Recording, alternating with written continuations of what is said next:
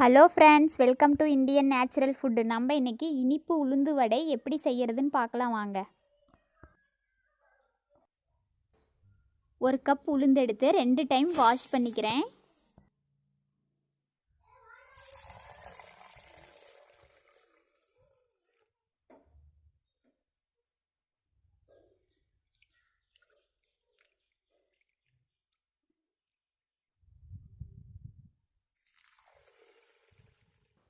தண்ணி சேர்த்து 2 மணி நேரம் ஊற வச்சு எடுத்துக்கலாம்.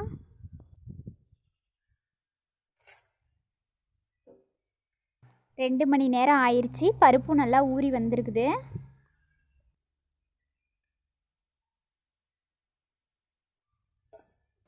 பருப்பில் இருக்கிற தண்ணியெல்லாம் வடிச்சிட்டு வேறு பாத்திரத்தில் சேர்த்துக்கிறேன்.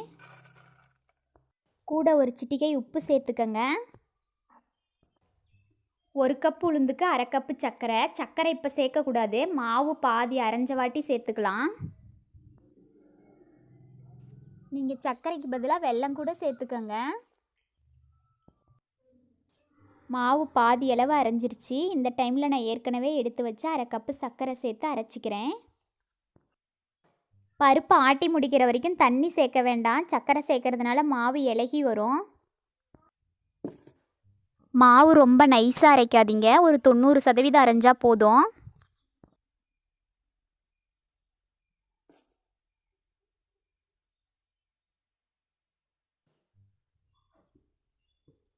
கடாய் ஹீட் ஆனதும் ஆயில் சேர்த்துக்கிறேன்.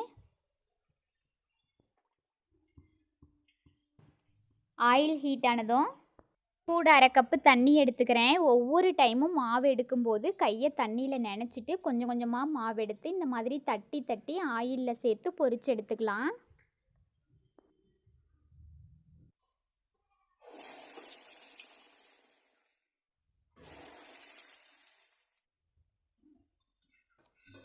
வடை செவக்க செவக்க திருப்பி விட்டுக்கோங்க.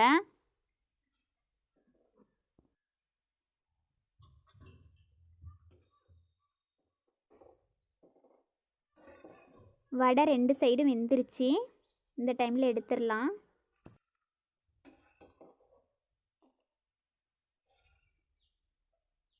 இது மாதிரி எல்லா மாவையும் சேர்த்து பொரிச்சு எடுத்துக்கிறேன்.